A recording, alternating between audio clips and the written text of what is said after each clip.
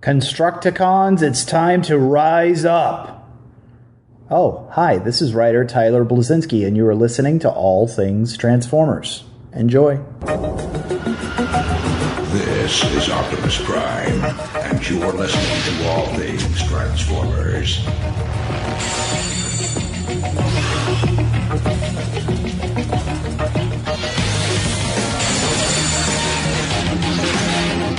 Hello and welcome to All Things Transformers. I'm your host, Steve Megatron Phillips, and joining me in this adventure into All Things Transformers is TFG1 Mike. Hello. Hello. Hello. Yes, so this is actually going to be our last episode of 2020. Because for some reason we can't get off the Transformer train. You know what? Next year is going to be a lot of Star Wars. I haven't told you this, but Studio is going to have a lot of Star Wars next year because I have a plan. Mando? Sort of, but not really. Plus all the other Star Wars stuff. Oh, you have no idea. I'll tell you off air. Okay. I'm scared already. As you should be. I have my computer back. I can actually do shit again. Yeah, you're scary when you have your computer. I'm not afraid of you when you don't. Anyways. So this episode of All Things Transformers, we're going to touch on Transformers Earthrise. It's not going to be a full-blown review because I'm waiting for Optimus Solo and Mike to see it first. I have, and this is recorded on December 28th, I have heard, I was on the Allspark forum and I was like, it's on Netflix. I can get screeners. And on Allspark's Discord page, they were like, we're watching and we're going to do a spoiler, blah, blah, blah. The only thing they told us not to spoil is the ending of episode 6, which is literally the last 10 to 15 seconds. I had no such notice, but I think it's because they're spoiling it on the 28th, whereas I will not be. Yes. This is being released after the 30th, and so therefore it can be spoiled.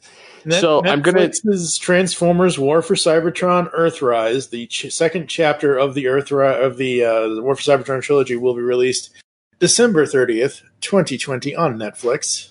Yes. So by the time you hear this, New Year's Eve. Yeah. Yes. So with that being said, so I'll be covering some of that. I'll be covering some of the Transformers Headmasters English dub. And no, it's not professional. It's fan dub. Because they're actually back in action, which cool. I'm excited about. And then, of course, some other Transformery news. Whether it be comics or other aspects. So that being said, what do we want to tackle first, Mike? I think we need to get the non-spoiler teaser thing out of the way with Transformers War for Cybertron Earthrise. So, okay. Spoilers. Let me ask you this before you get into your overall opinions of it. Did the promotional, the screener, whatever you want to call it, did it include all 6 episodes, or did it include episode 4 and episode 2, like the Animaniacs thing? Well, unlike Hulu, when Netflix gives you a screener, they give you the screener. You actually get to see the entire season. Cool. Because when I saw Lost in Space, when that came out, Netflix let me watch the whole thing. The only difference between Hulu and Netflix is Netflix puts the date you accessed it, the time, and your email address stamped across the top. Right. So should you screen cap these, yes. They will know it's you. Yes, you shouldn't do that. So same thing for anybody that decides to rip the video. There are ways to do this. Yeah. And it should not be done. Yes, no, because we do not, yeah. For one, if you're already paying for Netflix anyway, you wait 2 days, you get it for free. And that's the thing, you've offered this to me, well, you don't get it for free, you're still paying for it. But you've offered this to me before in the past because you wanted to jump the gun, not just necessarily jump the gun, but you wanted to be on the ball with maybe getting out an early review of something. And I'm like, no, that means I have to log out of my account, log into this other account. I'm like, I'll just wait and do a full spoiler review after the fact. Yeah, but that being said, like I enjoy getting the screeners, and I saw, like I said, Allspark had it, and I was like, I can get this too. and so like they were dropping, like they still have, like the guy that was doing it and had access has only seen the first episode out of it all so far, and I was like, I'm like, it's not telling me anything that I'm not going to know from episode 1. Because he was kind of keeping it minor, non-spoilery, with some spoilers, and then because you get a spoiler tag that you can use in Discord. So, anyways, that all aside, it's they make out the trailer to be what it's not in a lot of ways. Mm-hmm. I expected it to be a little bit different than where it went.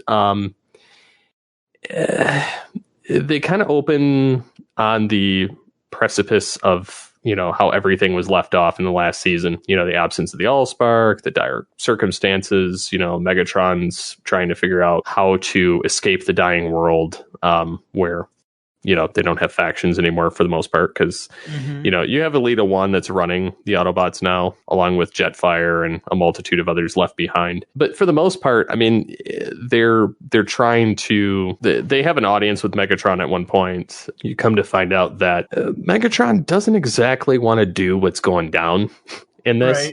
Right. His hand has been forced by Shockwave, much like the first episode, or the first season.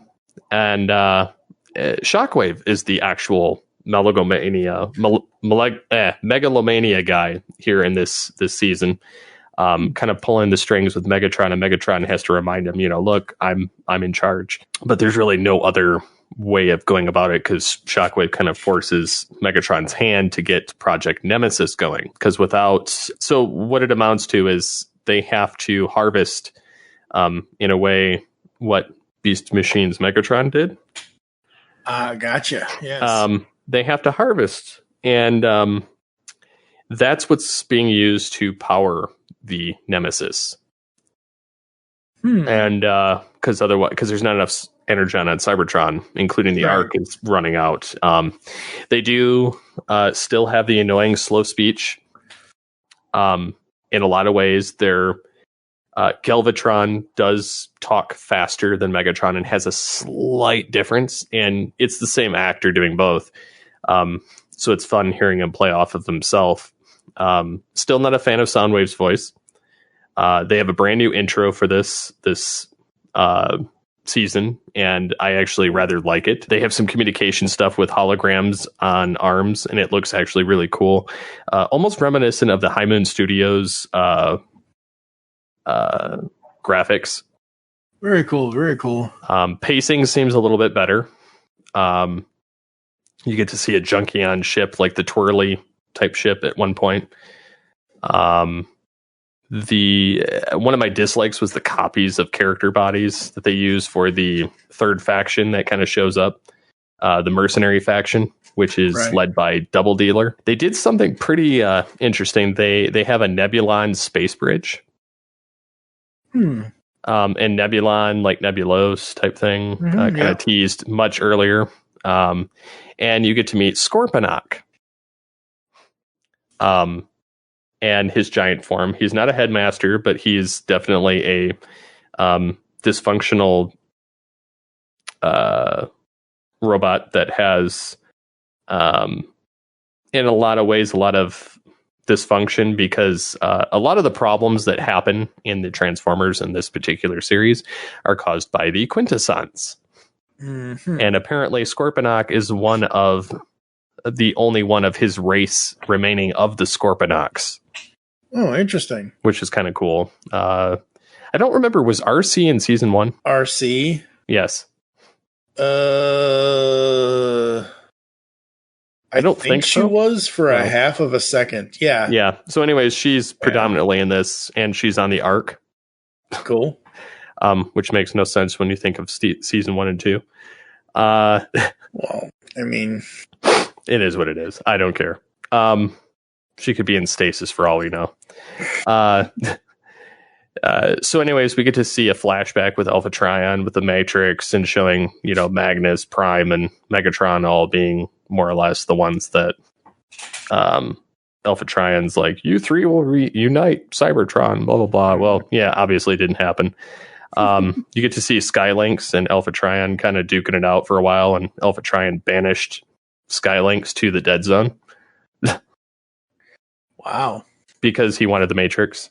All right. So he gets to see what real power is. They have a lot of cool portal jumps and dimension jumps in this. Skylynx kind of is there to mentor Prime and showing him, this is the path you need to take in order to not become Nemesis Prime. And, you will die at some point and pass the Matrix on to another. And more or less shows, this is how it's going down. If you follow your path, you're going to die. Whereas, Galvatron is there showing Megatron, look, this is where your path will take you if you don't kill Prime now. Right. So, and then you do, I don't know if they showed in the teaser Unicron.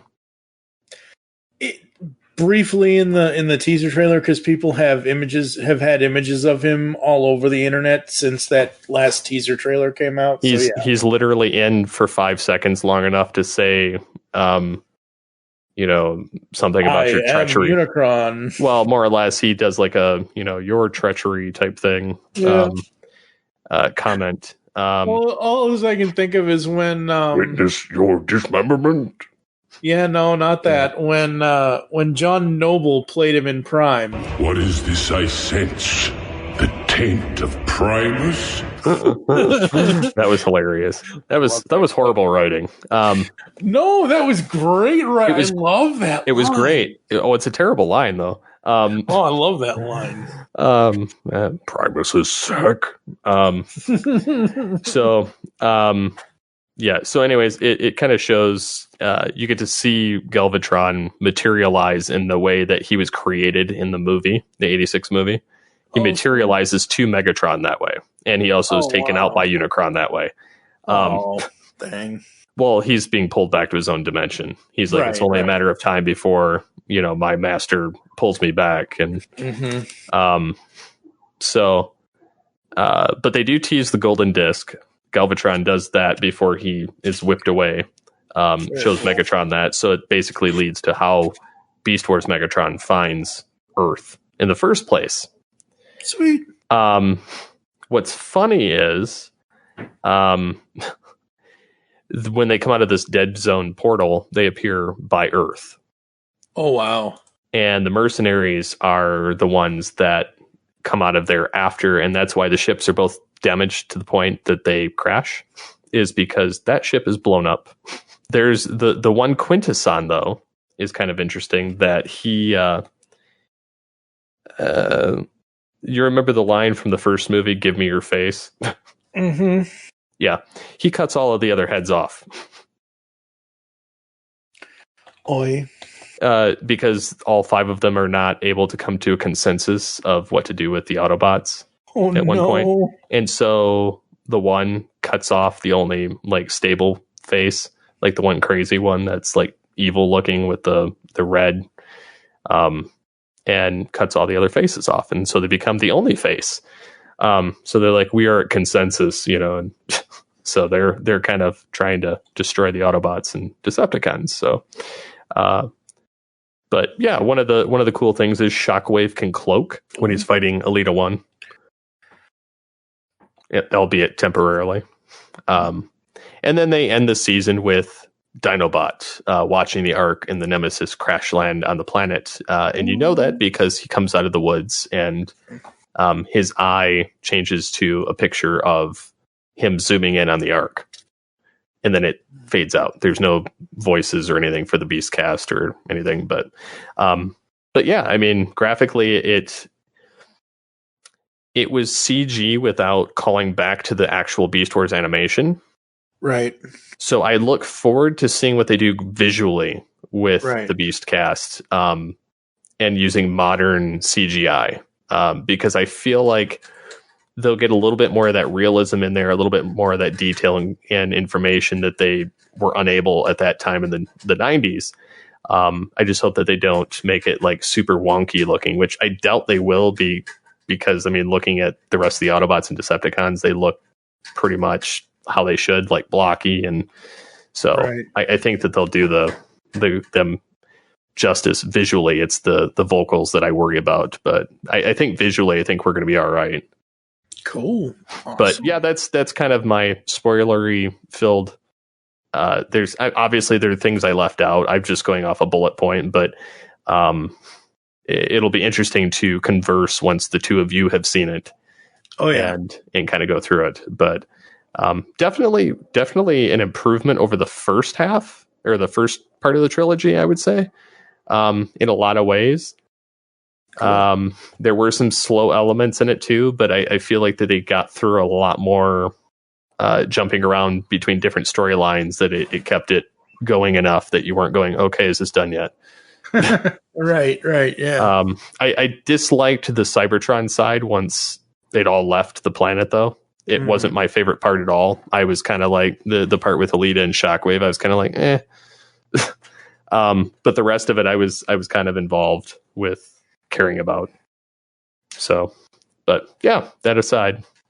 Very cool, very cool. So we had mentioned that we also have some news things, and I remembered, hey, I got an email the other day. So I'm on IDW's press list, and I get emails for the regular weekly, oh, these previews are now on the server. I also get, these solicitations are now on the server. I have what they're calling this, I think it's January. So it came out in January. It's essentially the March 2021 solicitations. And I'm only obviously going to talk about the Transformers one because, hello, we're not a Turtles or whatever other podcast, at least not this one anyway. So Transformers in, I believe it's March. I just want to make sure. Yes, March 2021. So these books will be out in March of 2021. Transformers number 29, written by Brian Ruckley, art done by Anna Malkova. War World Titans. Sentinel Prime has a secret, something that could change the fate of Cybertron, something that Megatron wants.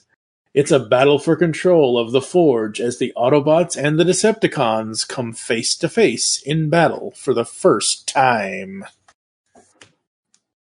And then, Steve's favorite, Transformers Beast Wars number 2, written by Eric Burnham, art and colors done by Josh Burcham.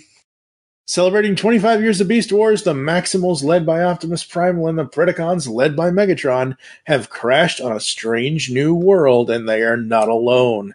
To survive the planet, much less each other, they'll have to explore their surroundings and their new bestial alt modes in search of an advantage. The Beast Wars begin here. And then we also have Transformers Escape. This is the new 5-issue miniseries. This is for issue number 4 of that series, written by Brian Ruckley. Art and colors done by Beth McGuire-Smith. As Wheeljack, Hound, and the others lead the evacuation efforts, they learn that one of their allies has secrets of their own that could ruin the whole escape plan. Meanwhile, the Decepticons search for the renegade Insecticons, but who's really hunting who? So yeah, those books will be out in comic stores and online digitally in March of 2021. I'm not sure what I think about the Escape ones. It's an IDW miniseries. Sometimes their miniseries are good, sometimes they're not.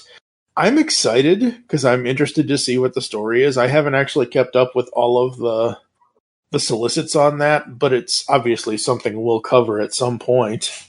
Whether it's you and I or me and somebody else. True. What other news items do you have, sir? Well, You sent me a video earlier. Yes. Our other good buddy, video reviewer buddy, Pia. Pia is the guy that back, I think it was 2009, 2010. I don't know. He was coming from where he lives to Kentucky to visit other family members, and I had won his YouTube contest or whatever, and I won basically a free Transformers animated Rodimus figure from him, and he delivered it to me in person. Nice. If you go back to, I think it's GCR. Was it GCR or Toycast? It's a bunch of them. He's been on a bunch of them, but mainly I had him on. I think it's GCR. Yeah, it's GCR episode 17 where he and Optibotimus and I talk about YouTube way back when. I might have to actually fix that audio file so we could actually post it in the show notes or whatever else. But essentially, he's one of the big Transformers reviewers on YouTube, and I had not seen if Optibotimus had done a Megatron review yet, but his showed up, and I'm like, oh, cool. I'll watch this. And I'm like, well, it's Megatron. I got to send it to Steve because, he's Megatron. Yeah, I was impressed. Yeah, that face, man, that head sculpt is amazing. Oh yeah, it's on par with the masterpiece. Mm-hmm. The head sculpt. Yeah, the legs and some of the. I was rather surprised by the fact that the joints and the bottom of the foot was just unpainted or bone color. Like it was just weird. But yeah, I mean, I was definitely down for it. It just cemented the interest. Cool. So yeah, and obviously I'm looking forward to the Beast Wars comic. Obviously, yes. Yes. It's going to be interesting and fun and cool and all that good stuff. In more ways than one. Mm-hmm. Yep. So yeah, there's that. I think it's funny that they're still doing the Transformers 84. That didn't end yet? No, they're still doing it. Really? Yeah, because in February they're having 84 Legends and Rumors. It's a 100-page issue. Expensive. It's representing the classic stories that inspired the series. So obviously it's got Marvel's #1, Man of Iron UK number 9 through 12, which that was in the American one too, just later on.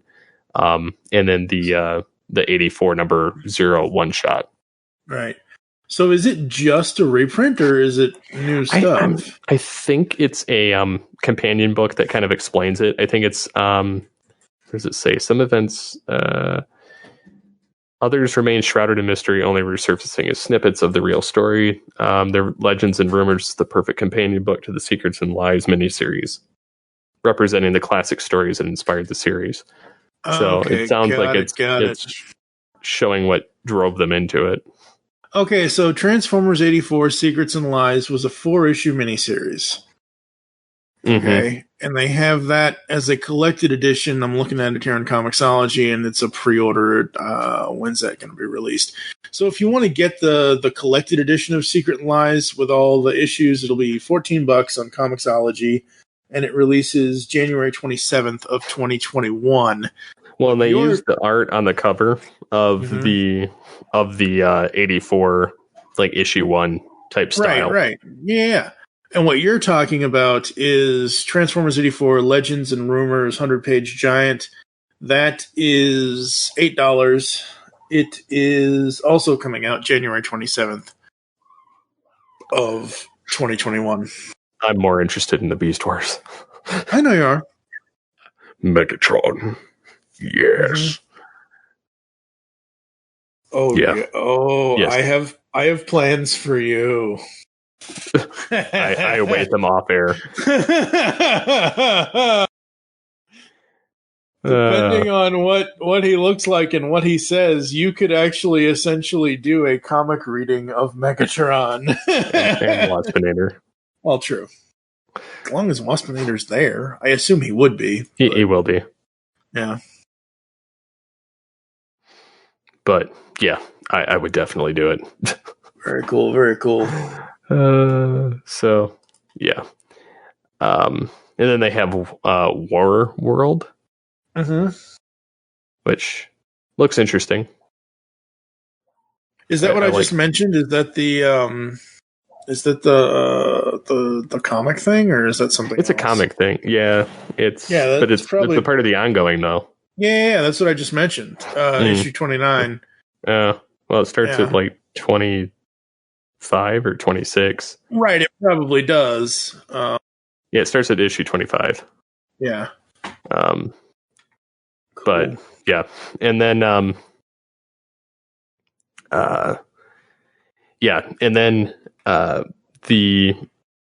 because it's 25 years of Beast Wars next year.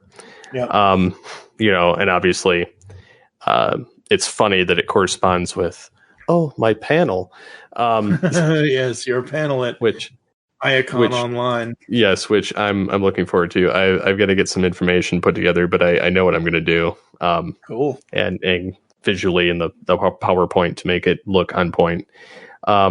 So it's funny because they mentioned on T-Formers the concept designs for some of the old McDonald's toys. Yep. Because obviously, we've got the actual figures, the Kingdom, the Masterpiece that is slowly coming out, and some of the generation stuff. There's some stuff that was shown in the McDonald's presentation binder. Did you know there were that the Maximals led by Optimus Primal? They were known as the Cyber Beasts, and Optimus Prime was their leader. Ooh, strange. It says additionally, two other alternative McDonald's promotions were being considered: the creature auto rollers and vehicle auto rollers. And it sounds like that there's still some stuff that's coming from T-Formers on it. And they were going to have a Megatron that turned to a gator. Buzzsaw, which was ended up being Torka, the turtle that transformed. And then they had Scorpion, Scorponok. Optimus Prime was the bat. Optimus Primal. Prowl was going to be a type of. It looks like almost like a baboon or a cat of some kind. Like it doesn't really show. They were going to have a lion character, which looks like Leo Convoy, which was another Optimus Prime consideration. And the differences of some of them were the auto rollers they would feature wheels underneath, and then they would gradually transform into robots, which was some of the stuff. What's funny is Cheetor looks like it was going to be Prowl to some degree, which is funny to me. And then the vehicle auto rollers, they were going to have a Prowl that looked like these vehicle auto rollers look atrocious. And then they were going to have, because they had different levels of, age recommendations, they had PVC toys, which feature the heads of characters in an untransformed state. And so when they flip it over, like stand it up, basically the head cracks in half. So you'd have like an Optimus Prime that would crack in half and he'd be in his robot form. Very cool. Which, they had a sea turtle that they were going to do as Megatron in one of the renditions, which looks absolutely ridiculous. They were going to have a manta ray that turned to Optimus Prime. They were going to have Dragonfly to Megatron. They were just like hyper focusing on Megatron and Optimus, but Lizard to Iguanus, which that they actually made a toy of. Panther, that's what the animal was, to Prowl. Then they had, of course, the auto rollers, which were basically the same thing. I'm scrolling down to see if I can see anything else. It looks like all of them, but it's kind of interesting to see the ones that they went with. over the ones that they didn't. I don't know. It's just really interesting to see the designs that almost happened as of a McDonald's thing. Right. But it does explain the original 2-pack of the Bat Primal and Gator Megatron. Very cool. Yeah, that is awesome. That happened before, obviously none of these were featured and used for the TV series, which thankful on that. Yeah, very thankful on that. And some of them appeared later as Beast Wars toys under different names or same names or, similar product line like Scorponok and stuff like that. But it's weird seeing some of it. Yeah. So the other thing that I was going to bring up is the Transformers Headmasters. And for some may not remember Headmasters all that much, even though, it's basically the Japanese continuation, season 4 of G1. And they've never ported it over, sadly enough. Yeah. So most of you that have heard my story know how I got involved in podcasting was because of TFCOG and the Transformers Headmasters fan dub, which I started in 2005, and it's still going. We still have not broken episode 10 yet, because it's gone under 3 different production groups with a couple of the same people that were involved in all of them.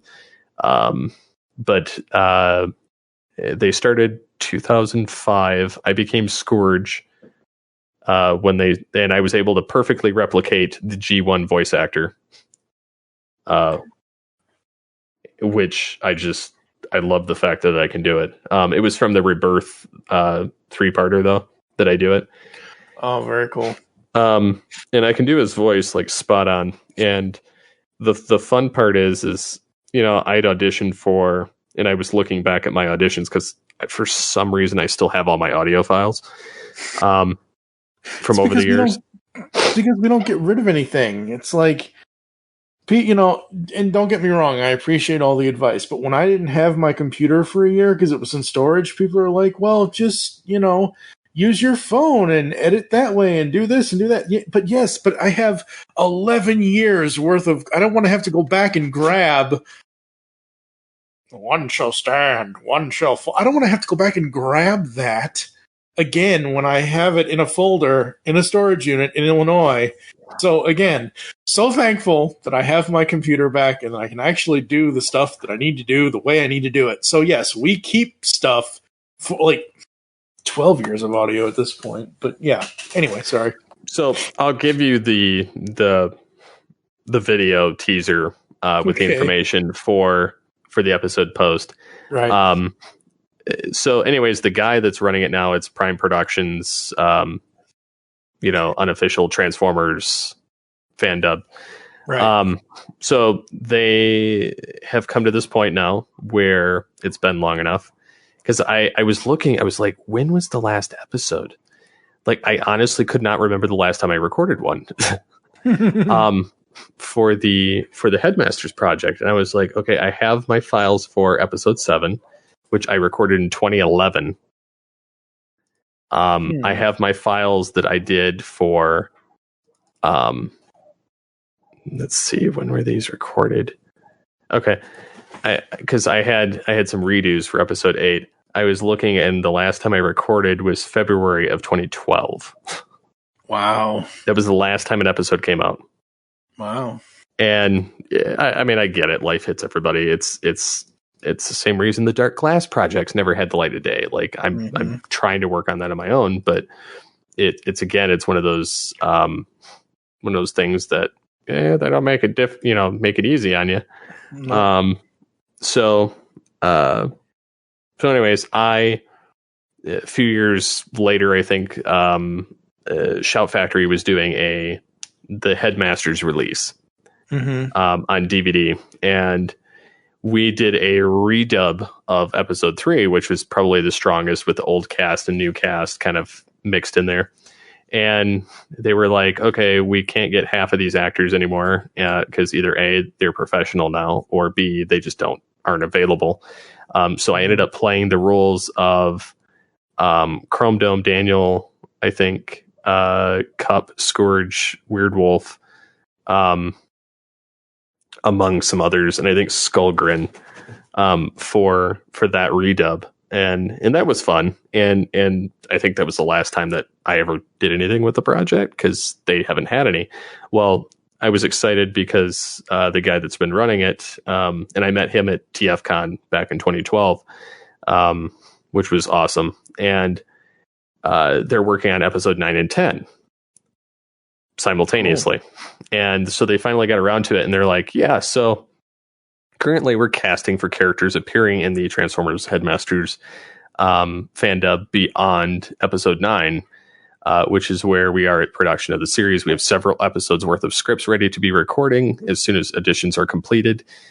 This is a long-term production. All finalists will be expected to commit long-term to their characters and remain in contact for future episodes that are produced. Microphone quality is an important factor. In casting, we may also request alternate takes in a closed audition and to test your commitment to the role. So, yeah, and then they have a deadline of January 24th, 2021 at 11:59 Pacific Standard Time. So this round was a high amount of Decepticons, which, I mean, I've already got Scourge in the bag. He's mine no matter what. Unless something happened to me, but, don't jinx yourself. Yeah, I know. So anyways, back when I originally was trying for Scourge, I auditioned for, because some of these names are going to pop up again. I auditioned for Frenzy, Goldbug, Onslaught, Rodimus, Rumble, Scrapper, and, Ramhorn. What's funny about this is, granted, my voices back then sucked. Because I listened to the original clip and I'm like, yeah, that's not going to do it. Not only was the audio quality bad because of I had that desk microphone, not the Yeti. Right. But I was like, I've gotten so much better since 2005, 2007, 2008. Yeah. So anyways, the Decepticons they're going for is Mind Wipe. Which they're still looking for a Bela Lugosi voice, like similar sounding voice. So I did my own impression of it. So I tried that. They got Weird Wolf open for interpretation. I think I tried that one. I tried my own Skull Cruncher, my own Onslaught, Brawl. I think I skipped Blast Off. I know he's got an established voice. Astro Train, they were looking for like a Zarkon from the original Voltron type series. Jack Angel, because Jack Angel played Astro Train. So they're looking for that voice type of thing, and I was like, I don't think I can do that, but I probably will still try it anyway. And then the worst that'll happen is they'll hate it and they'll move on, because Galvatron sounds nothing like Frank Welker's Galvatron. They kind of kept him more with the Nimoy sound for the Headmasters, which honestly I like more. They have Dead End. I don't think I went for him either. I did audition for Rumble, and I did Frank's voice, the best I could anyway. Mm-hmm. And so I'm hoping I get that. I auditioned for Dive Bomb, Tantrum, Headstrong, and Razor Claw. I auditioned for Hotspot, Defensor, Silverbolt, and Superion. The funny thing is, Defensor, I have it spot on with the original voice actor. Cool. Because they told me as much. And then they have a couple of the train bots, like the bullet train bots, like Suiken and Midnight Express and some of the robot guards. So anyways, that's all they have for right now. They're going to have another audition with the Autobots later on that aren't in this, but I think this is just to get them through episode 9. But I thought that this was pretty cool. I was like, oh, so I can dip my hand back in the Transformers world, there you go. Do some voices. So I'm hoping I get some of them. I know that I impressed them to some degree. So if I even get one, I'll be ecstatic. If I get more than that, I'll be just like super ecstatic, even though it may take like a couple of years for them to come out. I'm still available for Beast Wars Megatron. Do you hear me? Do you hear me, FJ DeSanto? Do you hear me? Rooster Teeth and Netflix. Beast Wars Megatron. I think what you really need to be doing is Beast Wars Megatron. Can you hear me now? Can you hear me now? Can you hear me now? Can you hear me now? Well, as a matter of fact, I can. Yes. Yeah. So, anyways, they need to do that. They need to get me for that, and they need to get Chris McFeely for Dinobot because, like, honestly, he's spot on. If they're not going to go, for Union. Although I'm hoping that they break for that for the second part. I really do. I know they won't, but I wish they would. It is what it is. I mean, you know what? The way before I even found that out, that it was non-union actors versus union actors, I was still fine with what Jake and Jason are doing with Optimus Prime. No. I'm fine with that. Yeah, I'm saying like the Beast cast for the Beast cast. I know. Yeah, that's where I feel like it's going to fall apart more. So speaking of the year that was 2020, I figured since this is our last episode, since we are releasing it on New Year's Eve for 2020, I figured we would go back through the year and see how many episodes we actually did. We started 2020 in January with episode 168, where we talked about expensive Transformers, the 90s to 2020. We then went to Cyberverse Season 1 and 2. We will eventually get to Cyberverse Season 3 if it ever shows up on Netflix. I know the series is on Netflix, but I'm just waiting for the rest of it to show up. Which is funny because Hasbro like basically treated it like the, redhead stepchild of the franchise, even though they could have done great things with it. They just kind of treated it like, it's just a crappy Netflix or YouTube show. Yeah. We talked about the new Transformers TV that is. We did our Siege full-on spoiler review. We did the Anniversaries episode. We did Where Does Hasbro Get Those Wonderful Toys? 2 Origins episodes this year. My good friends Jonathan and Maggie Schaefer-Hames, along with our buddy DJ Valentine. We started the new IDW Transformers universe. And now we're, talking about Earthrise and Kingdom and whatever. So yeah, I mean, from 168 to 180, that's not bad. Almost 12 episodes in 1 year. It's not bad. Yeah, not bad at all. So, absolutely. 2021 is going to be very, very interesting to see what happens with Transformers, whether it's Beast Wars, whether it's Generation 1, whether it's IDW, whether it's whatever. I'm sure Hasbro has a bunch of things up their sleeve. So it's going to be really, really interesting. What'll be interesting and really nice is to see how much Beast Wars has an impact on the franchise this year. Yep. Because it's been 25 years since it was out originally. Yep. The funny part is not only because of that, we get to see whether that makes a positive impact on the franchise. Because I'm going to mention this in my panel too, is Transformers has gotten kind of stale. Like they're running the same thing again and again and again, and the only way that it's actually deviating is with Beast Wars.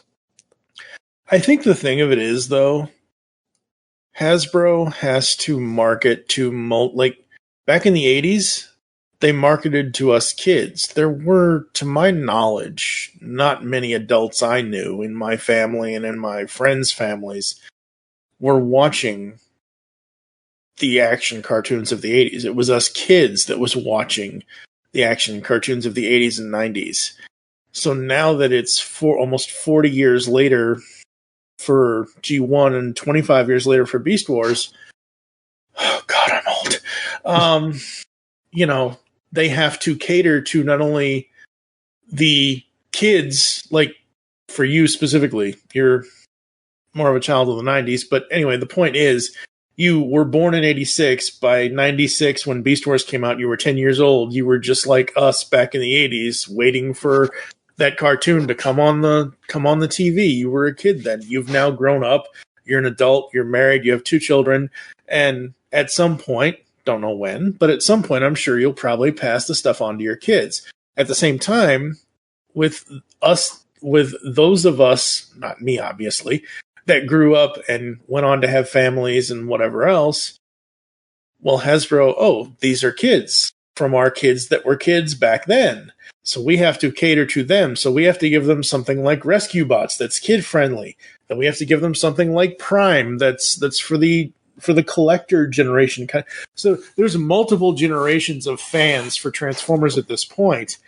And Hasbro has to cater to all of that type of stuff. They can either cater to one or the other, But why do they have to compromise? Is kind of why I kind of wondered. Like, that probably boils all down to budget. Well, and this is my thing. We had one line at Beast Wars, right? I was, even my brothers were like, 5 and 8, and when I was 10 and. Or 5 and 7, and they loved it just as much. It's transforming animals. What's not to like? And so I feel like I feel like part of Hasbro's problem is that they feel like they have to segment into multiple iterations. Now, yes, with this Netflix series and the Machinima stuff, no, that is not kid friendly at all. No. But I feel like everything that's come before it, other than Prime, you could have shown to your kids and been fine. Yeah, probably. So, like, again, I kind of wonder what is Hasbro's big holdup and why they keep dipping back into the same pool. I get it that Primal and Prime and Megatron and Bumblebee, they're big money makers, and that's what draws people in. But I think that they've put their eggs too far into that basket instead of like, and I get it, like they introduced Slipstream and people just lost it, myself included. But it wasn't for the same reasons as fans. Like, I'm not a purist of G1. I have no problem with new characters being in it, because like I know the Beast Wars comic, they're going to have like basically Night Scream in there, and or like on Optimus, Onyx Primal. It's Onyx. I know it says Nyx, but it's Onyx. They just cut the name. But or Spitter, or some of these other characters may show up, and so like I don't have a problem with that, honestly. Like, I didn't have a problem with the Ascending or the Gathering comics, where they had all the people that never actually showed up in any of the series, or that were in Beast Wars 2 or Beast Wars Neo. So I didn't have a problem with any of that. It was more so the when they start screwing heavily with the originals, or and honestly, like the Ascending and the Gathering had nothing to do with the original Beast cast, and I was perfectly fine with that. Even though it was continually trying to rip Megatron from the timeline, and failing miserably.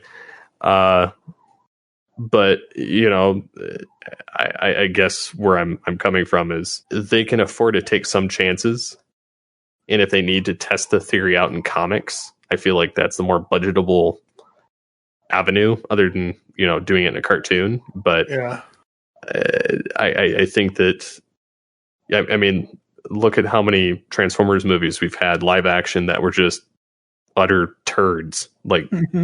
The first movie was good because it was the first of its kind. After that, like the Bumblebee movie was good, yes, because they went more standard with the designs instead of way out there. Yeah. But ultimately, they kept it as close to the chest as they could have, and had it as G1 as possible with the playground they'd put themselves in. Yeah. I'll say this. years ago when animated came out, I was not. You guys can go back to the old episodes of this podcast. Oh, I hated it too. What the hell? But you know what?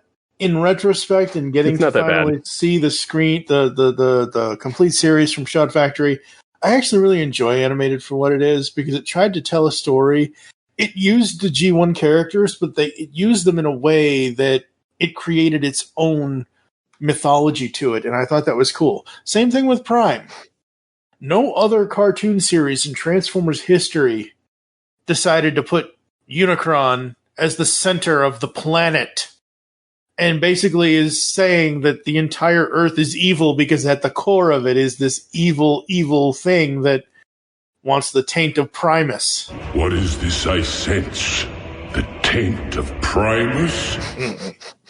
You know, it's stuff like that where a cartoon comes out and says, oh, hey, by the way, this is not your kids' Transformers. This is for you people who grew up in the 80s who want a more serious, dark Transformers. And there were certain aspects of Prime that I'm not that big on, but overall, most of it, I thought it was really, really good.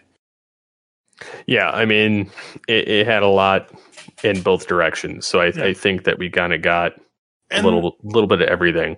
Right, and the same thing I've been saying all year long now when we covered Cyberverse Season 1 and Season 2. Cyberverse, to me, even though it was a YouTube 10-minute kind of episode thing, Cyberverse, to me, is a Transformers cartoon that any generation can watch.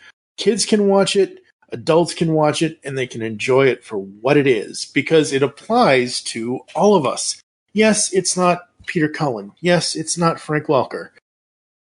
I'm actually glad it's not, because it's somebody different in there who gets to kind of make their own mark on the voice, whether they're trying to do a Peter Cullen impression or not. I just was so refreshed with Cyberverse when we talked about it earlier this year.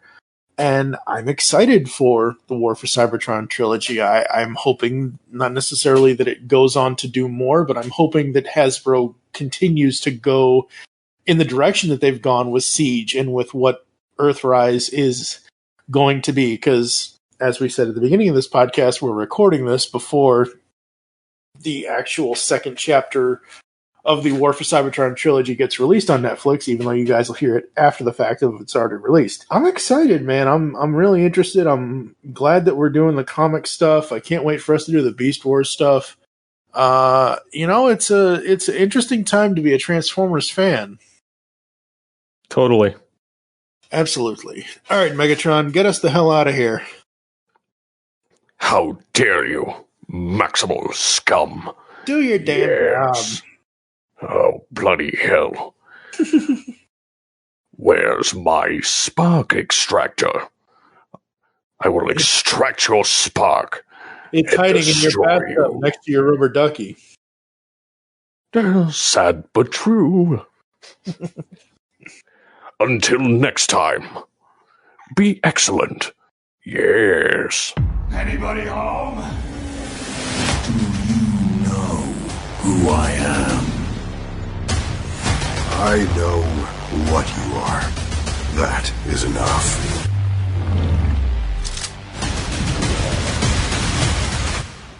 Bring me the ugly one. Oh, come on. Wheeljack.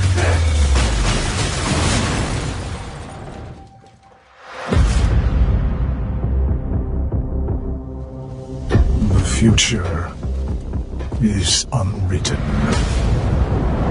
Focus your mind. Take us to the Allspark. I hate to break it to the Decepticons, but they've already won the war. Not yet, they haven't.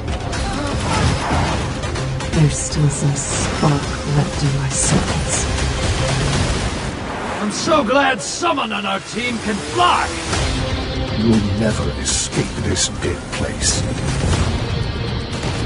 You must stay on the path. Or a much darker future awaits. I will guide you to your rightful destiny. You will kill Optimus Prime and take the Matrix for yourself.